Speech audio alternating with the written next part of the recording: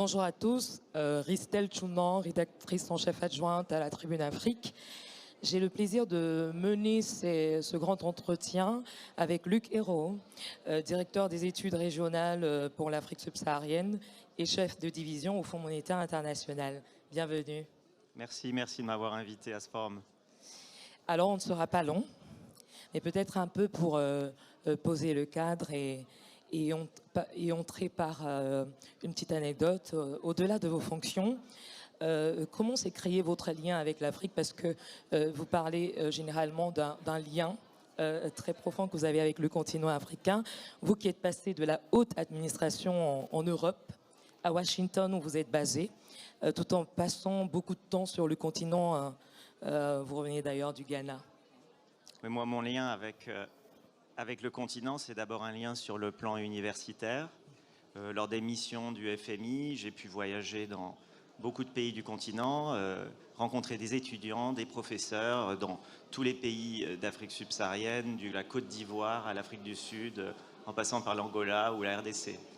Et la semaine dernière, on était par exemple en Côte d'Ivoire, où je suis allé rendre visite à une école qui s'appelle l'NCA, qui est une école d'économie et de statistique, parce que j'ai fait une présentation sur notre rapport des perspectives économiques régionales.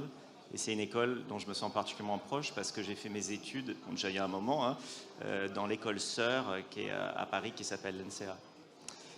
Je suis toujours très impressionné quand je vais dans ces écoles par l'énergie des étudiants, par les échanges, la qualité des échanges, la pertinence des questions et la très bonne compréhension des enjeux économiques par les étudiants.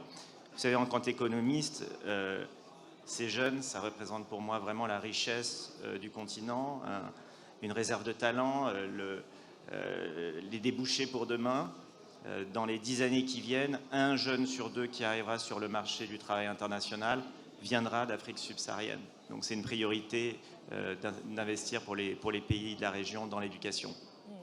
Alors vous évoquez le rapport, alors on va se pencher dessus. Vous l'avez publié récemment en marge des réunions de printemps du Fonds monétaire international et de la Banque mondiale.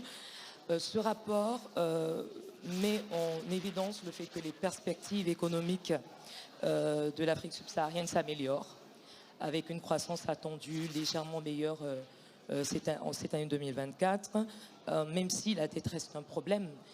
Mais est-ce une bonne nouvelle selon vous? Oui, c'est une bonne nouvelle. On a une croissance qui s'accélère dans les 2 tiers des pays de la région en 2024 par rapport à 2023. Et un autre développement positif, c'est que les pays d'Afrique subsaharienne qui avaient perdu l'accès aux marchés internationaux l'ont retrouvé cette année. La Côte d'Ivoire est le premier pays qui a pu émettre des obligations, des euro-obligations, c'est-à-dire des emprunts sur les marchés internationaux en janvier de cette année. Et le Bénin et le Kenya ont suivi après ça. Alors, le rapport souligne cependant un certain nombre de défis persistants.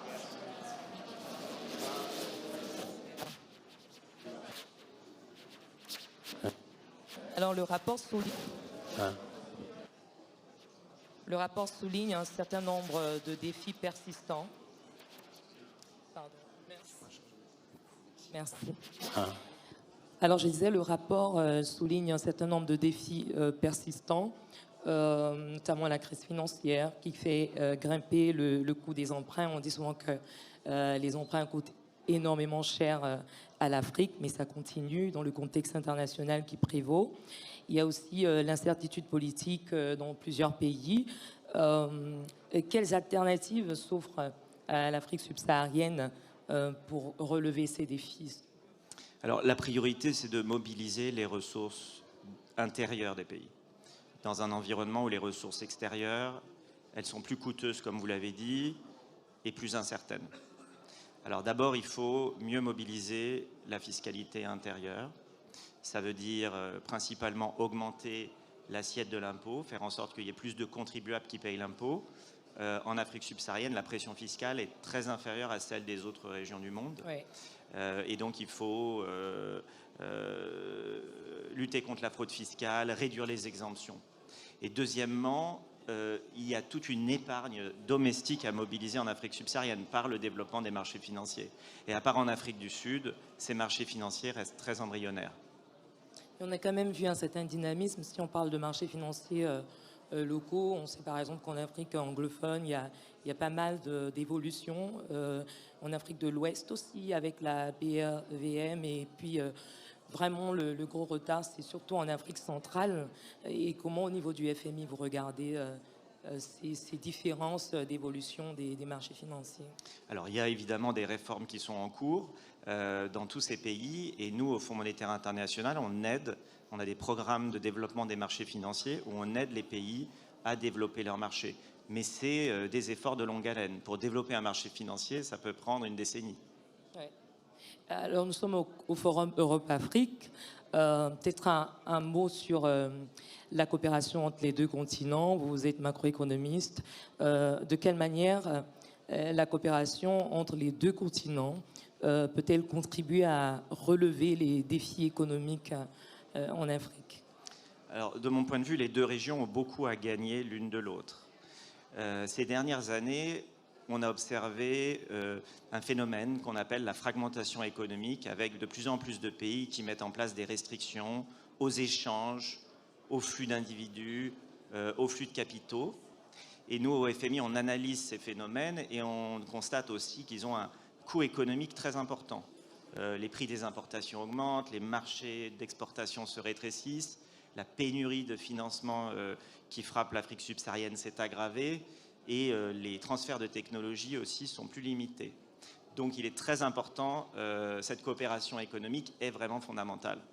Alors, entre l'Europe et l'Afrique, il y a des échanges qui sont bénéfiques dans les deux directions.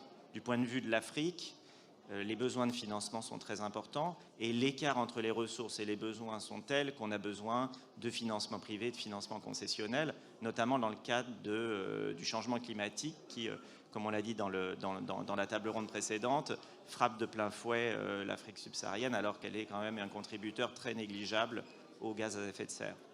Puis du point de vue de l'Europe, il y a beaucoup aussi à gagner à cette relation. Je vais vous donner deux exemples. D'abord, la population d'Afrique subsaharienne va passer de 1 milliard à 2 milliards d'ici 2050. Ouais. En 2050, la seule région dans le monde dans laquelle il y aura de la croissance démographique, ça sera l'Afrique subsaharienne. Donc c'est un marché d'exportation extraordinaire pour les entreprises européennes.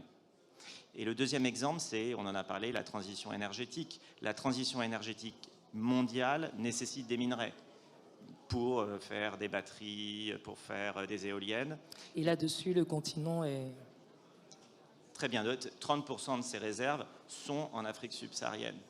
Et donc, le monde a besoin de l'Afrique subsaharienne pour réaliser la transition énergétique. Mais il faut que cet échange soit fait sur une base équitable.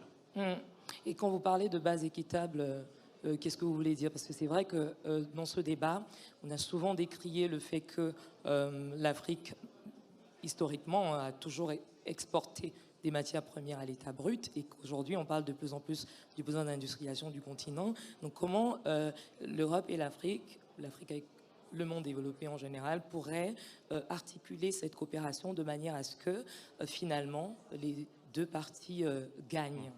Mais il faut exactement que les pays africains montent en gamme. Au lieu de faire juste de l'extraction, il faut faire du traitement et de la transformation de minerais. La bauxite, par exemple, c'est $60 par kilo.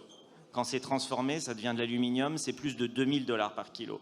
Donc aujourd'hui, les pays d'Afrique subsaharienne sont principalement concentrés dans l'extraction, où la valeur ajoutée est très faible, et il faut qu'ils développent les capacités de transformation sur le continent. Peut-être en 30 secondes, qu'est-ce que vous, au FMI, alors, dans ce sens, conseillez-vous aux États? Qu'est-ce que vous leur dites quand vous les rencontrez? Parce que vous rencontrez régulièrement les gouvernements.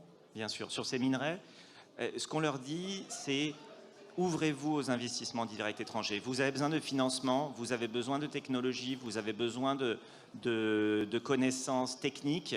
ouvrez-vous. Ne faites pas ce qu'on observe dans certains pays actuellement, qui se referment, qui mettent des restrictions aux exportations, qui mettent des réglementations très fortes pour éviter que les investissements étrangers arrivent, parce que dans notre expérience, on a observé qu'en fait, ça crée des rétrécissements des marchés. Très bien, je vous remercie. Je vous remercie. Merci beaucoup.